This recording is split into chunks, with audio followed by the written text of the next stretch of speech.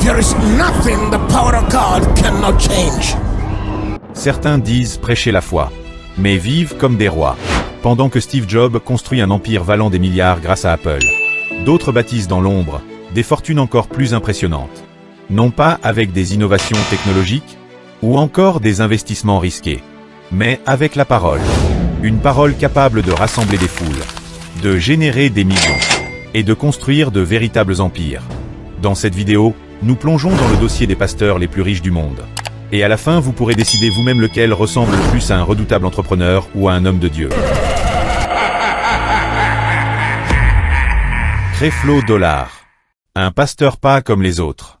Avec une fortune personnelle estimée à plus de 27 millions de dollars, il est à la tête de World Change Church International. Chaque dimanche, son église génère des revenus pouvant atteindre environ 250 000 dollars. Ses prédications, centrées sur l'évangile de la prospérité, poussent les fidèles à croire que la foi peut mener directement à la richesse. Il exhorte souvent ses fidèles à donner généreusement, à semer financièrement, avec la promesse d'un retour multiplié. Et ce message ne reste pas seulement dans les églises. À travers la télévision, la radio et ses nombreux livres vendus à des milliers d'exemplaires, son empire médiatique génère environ 5 millions de dollars par an. Mais ce qui choque encore plus, ce sont ses possessions. Oui, car Creflo Dollar possède dans son actif une villa estimée à plus de 2,5 millions de dollars en Géorgie, une résidence secondaire d'environ 1 million de dollars, des voitures haut de gamme comme Rolls-Royce et Bentley pour une valeur totale dépassant 1,5 million de dollars, des costumes et accessoires estimés à plus de 100 000 dollars, ainsi qu'un style de vie digne des plus grandes célébrités. Mais ce qui va vraiment le propulser au cœur de la controverse, c'est son jet privé. En 2015, Creflo Dollar lance un appel choquant à ses fidèles. Il leur demande de l'aider à financer un jet privé Gulfstream G650, d'une valeur d'environ 65 millions de dollars. Selon lui, cet avion est nécessaire pour répandre l'évangile plus rapidement et éviter les contraintes des vols commerciaux. Mais très vite, la réaction est violente. Des milliers de personnes, y compris des croyants, l'accusent d'abuser de la foi de ses fidèles. La polémique devient mondiale. Médias, réseaux sociaux, critiques publiques, tout le monde s'en mêle. Face à la pression, la campagne est finalement retirée. Mais le mal est fait. Car pour beaucoup, ce jour-là, Creflo Dollar n'était plus seulement un pasteur. Il était devenu le symbole d'une foi, transformée en business. Si ça vous impressionne, c'est que vous n'êtes pas prêt pour la suite. Benny Hinn. That's a lot of weight. There's 200-300 pounders up there. Wait a minute. I tell you, I don't like the looks of this at all. Wait a minute. Wait a minute. Oh my God. You gotta be kidding me. No, don't do this. The superplex. The king size superplex. Vous l'aurez deviné. Avec lui, impossible de s'endormir pendant une prédication. Difficile de faire plus spectaculaire. Des scènes incroyables mêlant guérison instantanée et chute spectaculaire en pleine transe. À la tête de Benny Hinn Ministry, il rassemble au fil des années plus de 1 million de fidèles à travers le monde, entre ses croisades et ses diffusions télévisées.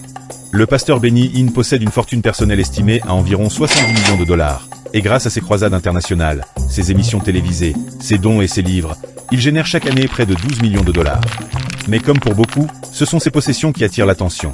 Une villa de luxe estimée à plus de 10 millions de dollars en Californie, plusieurs résidences secondaires totalisant environ 5 millions de dollars, une collection de voitures haut de gamme estimée à plus de 1 million de dollars, des séjours réguliers dans des suites d'hôtels de luxe pouvant atteindre 5 000 dollars la nuit, ainsi que des voyages fréquents en jet privé coûtant des dizaines de milliers de dollars par vol. Mais ce qui rend son histoire encore plus fascinante, c'est la controverse autour de ses miracles. Lors de ces grandes croisades, des milliers de personnes affirment être guéries instantanément.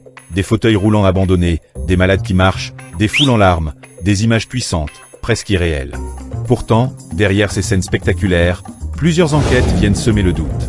Certains témoignages parlent de guérison temporaire, d'autres remettent en question la véracité de certains cas. Très vite, les critiques explosent. Manipulation émotionnelle, mise en scène, exploitation de personnes vulnérables. Le débat devient mondial. Et au final, une question dérangeante persiste. Assistons-nous à de véritables miracles? Ou à l'un des spectacles les mieux orchestrés de notre époque? A Nigerian pastor known as Prophet TB Joshua is bringing people to their knees. TB Joshua, de son vrai nom Temitope Balogun Joshua, avant son décès, sa fortune personnelle était estimée à plus de 10 à 15 millions de dollars. Il dirigeait la synagogue Church of All Nations, comptant plus de plusieurs dizaines de milliers de fidèles sur place et des millions de téléspectateurs à travers le monde. Parti de début très modeste dans le sud du Nigeria, il construit peu à peu un empire religieux à travers ses prédications, ses programmes télévisés diffusés à l'international, les dons de fidèles et les ventes de contenus religieux, jusqu'à devenir l'une des figures les plus influentes et controversées du christianisme moderne. Au fil des années, son église devient une véritable machine mondiale, générant des revenus importants grâce aux donations, aux voyages de fidèles venus assister à ses croisades, et à la diffusion massive de ses programmes. Lors de ses cérémonies les plus connues, il demande souvent aux fidèles de poser la main sur l'écran de télévision ou sur leurs appareils pendant les diffusions, affirmant que la puissance divine peut agir même à distance, un geste devenu emblématique de son ministère. Il est également connu pour ses sessions de délivrance, où des personnes affirment être guéries de maladies graves comme le VIH, le cancer, la paralysie ou des troubles mentaux, des témoignages qui ont fortement contribué à sa popularité mais aussi à la controverse autour de ses méthodes. Mais sa mort soudaine en 2021 marque un tournant. Il est enterré dans son complexe religieux à Lagos, dans un mausolée privé, un lieu qui attire encore aujourd'hui visiteurs et fidèles, certains venant prier, d'autres venir observer ce qui est devenu presque un site de pèlerinage entouré de mystères. Après son décès, la SCOAN continue ses activités sous la direction de ses proches collaborateurs, avec une structure encore active et plusieurs centaines d'employés impliqués dans les services religieux, médiatiques et logistiques. Malgré cela, son absence laisse un vide immense, et les controverses autour de son héritage, de ses miracles et de son influence continuent de diviser le monde entier. Aujourd'hui encore, son église poursuit ses activités, mais sans jamais retrouver exactement la même ampleur spirituelle et médiatique qu'à l'époque de son fondateur. L'actif total estimé de l'infrastructure de la SCOAN est aujourd'hui évalué à environ 50 millions de dollars. David Oyedepo. Un cas un peu spécial car nous vous présentons aujourd'hui le pasteur le plus riche d'Afrique.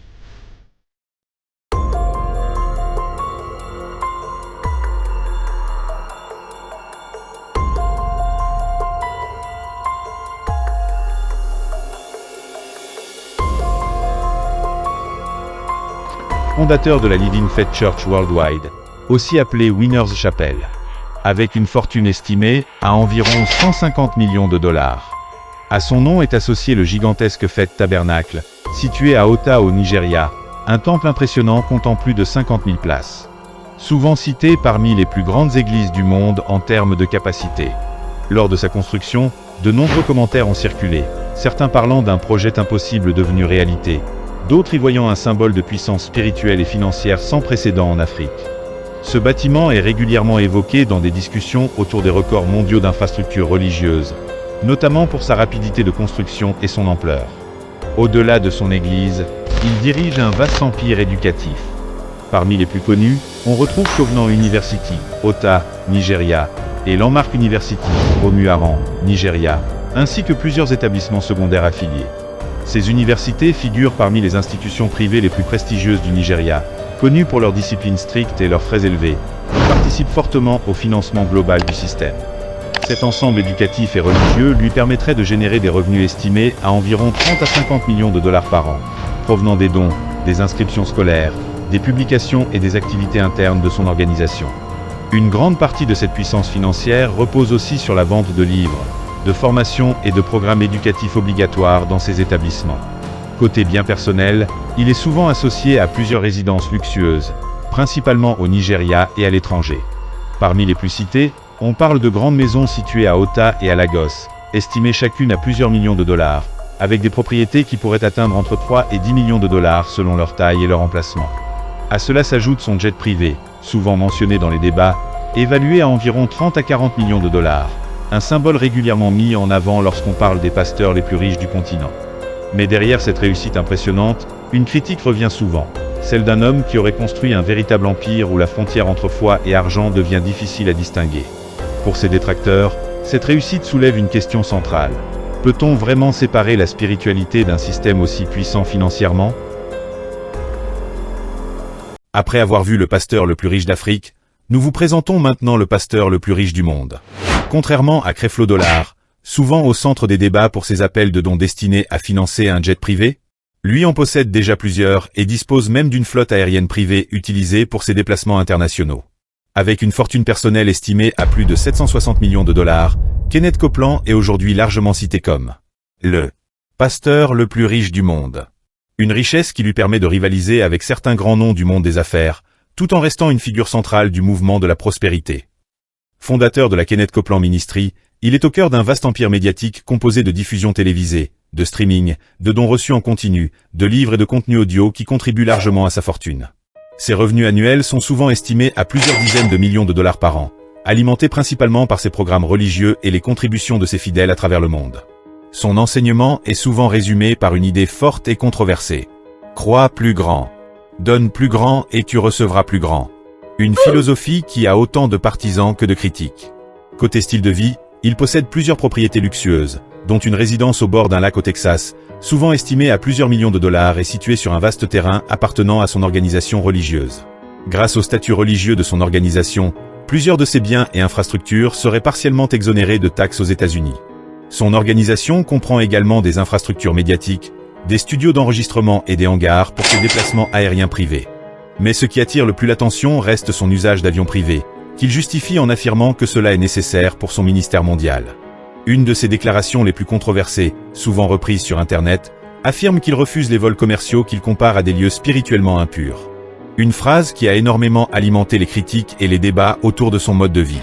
Again, getting back to the comment, you said that you don't like to fly commercial because you don't want to get into a tube with a bunch of demons. Do you really believe that human beings are demons? No, I do not. And don't you ever say I did. Au final, Kenneth Copeland reste une figure extrêmement puissante, autant admirée par ses partisans que critiquée par ses détracteurs, incarnant à lui seul la frontière floue entre foi, influence et richesse dans le monde moderne. Et voilà, on se retrouve face à une réalité qui divise le monde entier. Entre foi, influence et richesse, ces hommes d'église ont construit des empires que beaucoup n'auraient jamais imaginés dans le monde religieux. Certains y voient une bénédiction divine, d'autres une dérive où la spiritualité et l'argent deviennent presque impossibles à séparer. Mais une question reste ouverte. Jusqu'où peut aller la foi quand elle rencontre des fortunes aussi gigantesques? Dis-moi en commentaire ce que tu en penses. Est-ce que c'est une mission divine ou un business spirituel? Je lis tous vos avis. Si la vidéo t'a choqué ou ouvert les yeux, pense à t'abonner à la chaîne Le Fichier Mystérieux, parce qu'ici, on explore les histoires que personne n'ose raconter. Et surtout, rendez-vous dimanche prochain pour un nouvel épisode encore plus mystérieux.